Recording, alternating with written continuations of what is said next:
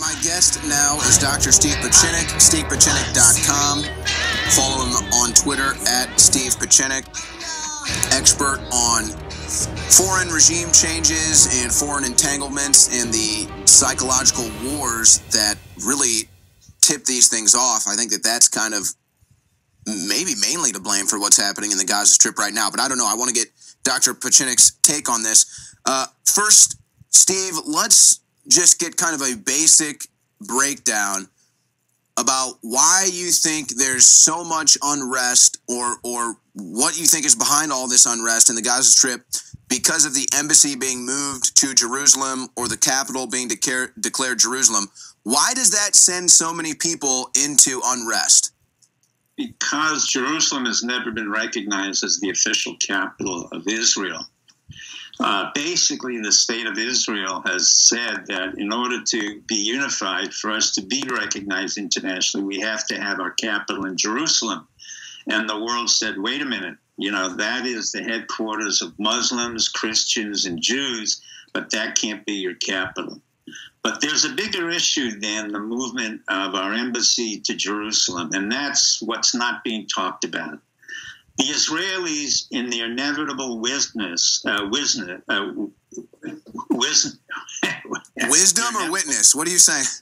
In their inevitable intelligence, in 1988-89, when I was there in the Gaza Strip, I was working there, and I was told about a new group that was being created by the Israeli Mossad, which was called Hamas. So, ironically, the group that the Israelis have created and are still in contact with, Hamas, is creating this dissension within the Palestinians.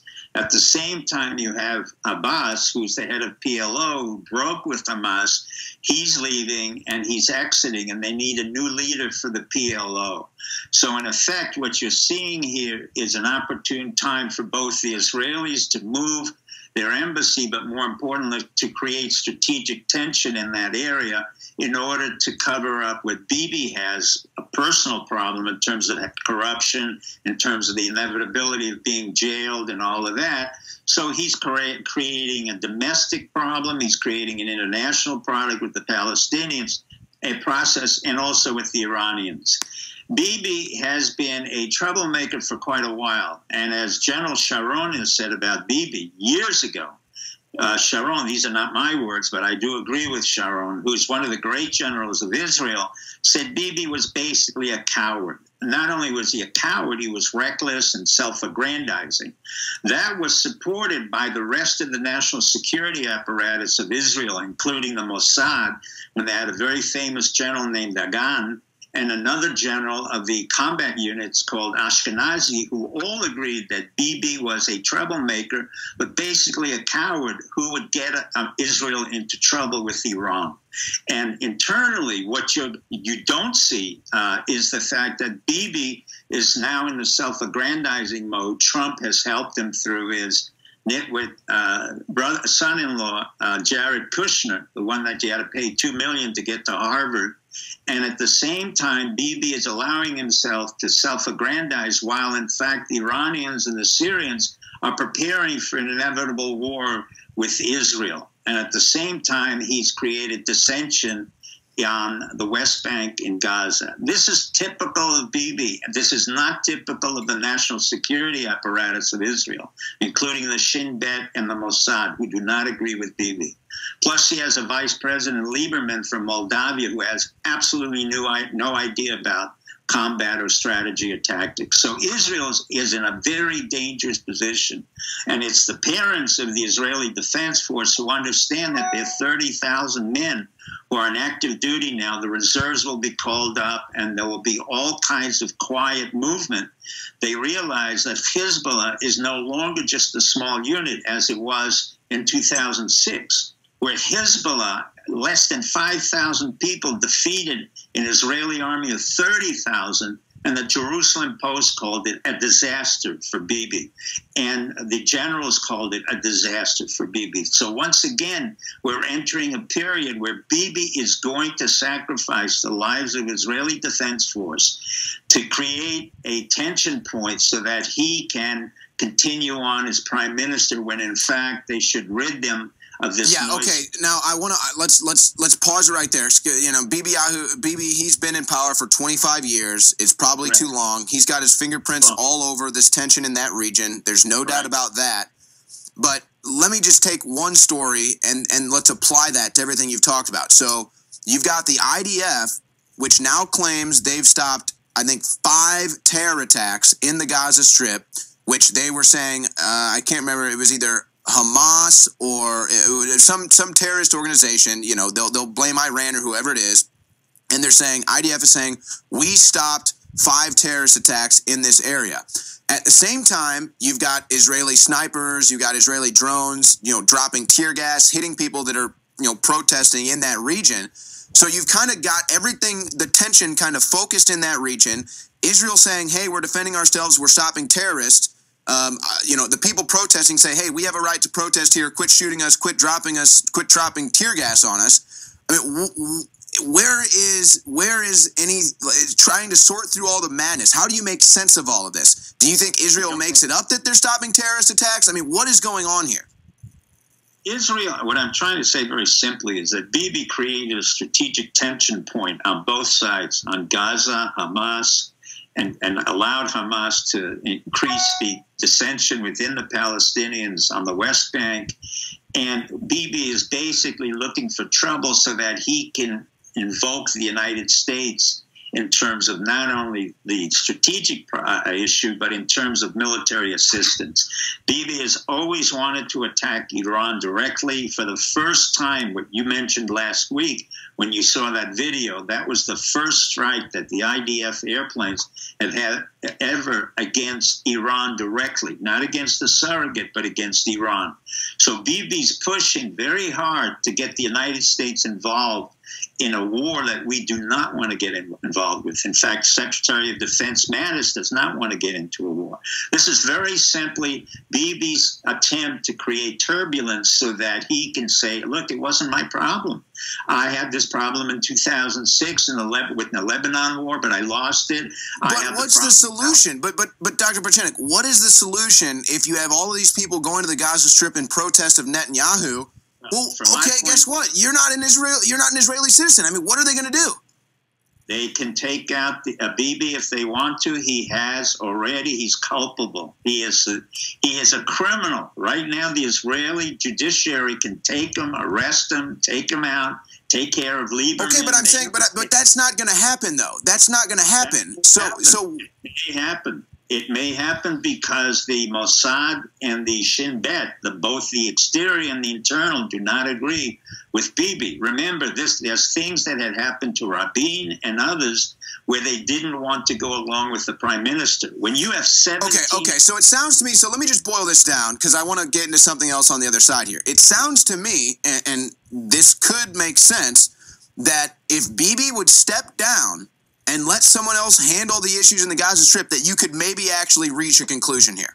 Correct. That's exactly what I'm trying to say. And you do believe that there's people internally in Israel that may want to... Easily. Oh, yeah. There are many who are within the Mossad, within the Department of State in Israel, within the national, within even the within the right, the Likud party, who would be more than willing to have peace with the Palestinians. Remember what I just said. Hamas was created by Israel. It's not an entity that works by itself. It is an entity that serves Israel as well. Israel has created strategic tension throughout her whole life in order to make certain that Netanyahu needs to just say, hey, look, congratulate me. I got the embassy in Jerusalem. I called it the capital. I'm out. But it looks like he's not going to do that, maybe to protect his own hide, maybe because he's that power hungry. I'm not sure what it is. We'll get into more of that, and then we're going to jump to the quote-unquote Iran deal, the deal that never was, with Steve PIECZENIK on the other side. Don't go anywhere. Well, it's fair to say that Benjamin Netanyahu has caused more tensions in the Middle East and in the Gaza Strip and in that region than he's done to help those tensions or ease those tensions. So that's one angle that's kind of still developing that we'll continue to monitor. But Steve PIECZENIK is my guest here. Dr. PIECZENIK, I actually want to move into a new topic of discussion here, which is the Iran deal. And this just continues to bother me. And I've been trying to figure this out. And then over the weekend, so basically I have basically two talking points that I want to get into with you. One, what do you think this is about Iran essentially threatening to name politicians who took bribes or who were involved in whatever it is with this Iran deal? That's essentially blackmail, either the politicians, the deep state, or Trump. I'm not really sure. Essentially some threat to hang out there. What the goal is, I'm not really sure either. Maybe to get the Iran deal back, I'm not really sure. Blackmail the deep state to take out Trump, whatever it is. So you've got that angle of things, which I want to get your take on. But first, Steve, where is the Iran deal? Have you ever seen the Iran deal? Have you ever seen the actual documents? Have you ever seen anybody that signed it? Have you ever seen a signature from the Iranians, from Obama? I've looked into this. I don't think there ever was a deal. The last thing I could find was from the State Department, November 2015, that says it's an executive policy. An executive policy. No deal, no treaty, no signatures, no Congress, nothing. I mean, am I reading this wrong? What is your take on this quote-unquote Iran deal, which I don't even think ever existed? Well, let me put it this way. Whether there's a piece of paper or not is not as relevant as the fact that Obama made an overture to Iran. He may have given a lot, but here's the issue. The issue is not about nuclear weapons. It never has been. One of the reasons why I went into Iran years ago was to see how desperate they really were and how effective the embargoes were. They were incredibly effective. What Iran needed was cash and currency and business. What we needed was to go back into Iran, particularly Boeing, particularly Halliburton. Many of our companies needed to come back into Iran to build up the economy and also to have business. The business of foreign policy is business. It is not nation-state building. Having said that, in 2006, when we got caught in Iraq, thanks to the neocons like John Bolton and others, we had to get out of there. And the only country that could help us, because we broke up Iraq, was Iran. Ironically, Soleimani, the head of the Iranian Revolutionary Force, had killed our people, but at the same time had helped our military to get out of Afghanistan and Iraq. Now, ironically, as much as we are complaining about the Iran deal, and Trump is saying all these things about the Iran deal, what he's really doing is creating a position in the negotiation. But more importantly, what's going on is that General Funk of the army, our army, has been working with Soleimani's deputy, Qassam al-Ajari, who is a Revolutionary Guard, a Shiite, whom we have twice imprisoned for IED imports into Iraq for having killed hundreds of our soldiers. And now we're working with the very people who've killed our soldiers when they came into Iraq. What do you think about that one, Owen? That's what it's all about. That doesn't surprise me. We've been so entangled with all sides of the issues out there. Sometimes we're fighting with them. Sometimes we're fighting against them. Sometimes we're training them to later fight us. This is why I'm so glad that we were talking about this, because you help get a little clarity to me. So it sounds to me that regardless of what you think about Iranians' leadership, regardless of what you think about, Iranians' regime, okay, that's one thing. They're oppressive, they're corrupt, whatever. Put that aside. It sounds to me like Iran just says, look, we want a seat at the table. We want a piece of the picture. We want to be involved in the world order. So give us the ability to produce. Give us the ability to have manufacturing. China and Russia have done that. Why won't the United States why won't the United States do that? And then here comes Israel. So Iran says, give us a seat at the table. Okay, whatever, you're corrupt. We'll use that to not allow you to sit here, says Israel. But Iran just wants a seat at the table. And then here comes Israel, says, nope. No. Iran does not get a seat at the table. Iran, bad guy. No Iran. So then the U.S. jumps on top of that now into the Trump administration, being allied strongly with Israel. And so that just ticks off Iran more. A, does that sound like a correct boil down? And then B, what do you make of the Iranians saying, we're going to release names of Western politicians who were being bribed or who had their hands in this deal? Well, I'm not impressed with that. Unfortunately, I know one of the journalists at the Wall Street Journal who was highly compromised by Iran, and he wrote about it, but I don't want to go into that particular thing. You've got to understand again, in the art of the deal, what Trump is doing, he's creating a lot of tension. He's creating a lot of confusion. He didn't say, I'm leaving the Iran deal. He said, I cannot accept the Iran deal as it is now, and I'm going to impose an embargo. But the window is open for 90 days or more, and this is the way he played with China, and China's acquiescent. This is the way he played with North Korea. North Korea's acquiescent, and I predict this is the way Iran will acquiesce. And what Iran wants more than anything else in American products coming in. If they don't buy our Boeing, they will buy Airbus from Toulouse, France, and the French are more than happy to ship in anything that we don't ship in. This is about commerce. The Israelis also don't admit that they've been sneaking in oil supplies into Iran when they need it. And when they work with the Iranians, you don't hear about it. Furthermore, for most of us Jews, we pray to the fact that Cyrus the Great had freed the Jews from Babylonia. So the essence of Judaism in its prayers is a thankfulness to the Persian people. Now think about that one. And Soleimani is also Jewish. So the whole thing is compounded by all types of minute details. But the real focal point is the fact that Trump is brilliant at negotiating and pushing Iran to the corner, while at the same time saying, guys, I'm open to the deal, but this deal isn't good enough for all the money you receive. And by the way, I'll be working with Soleimani to protect you guys in Iraq, where we made a mistake, but I still want more. That's what he's doing. Israel can be the fly in the ointment, but Israel will be in trouble because of Bibi, not so much because of Trump. I think that maybe we're looking at a situation, too, where, so you've got Netanyahu that's been here for a quarter of a century, and then you have a new president every 8 years in the United States. So what, there's been 4 presidents, I guess, during Netanyahu's regime. Right. So Clinton, Bush, Obama, Trump.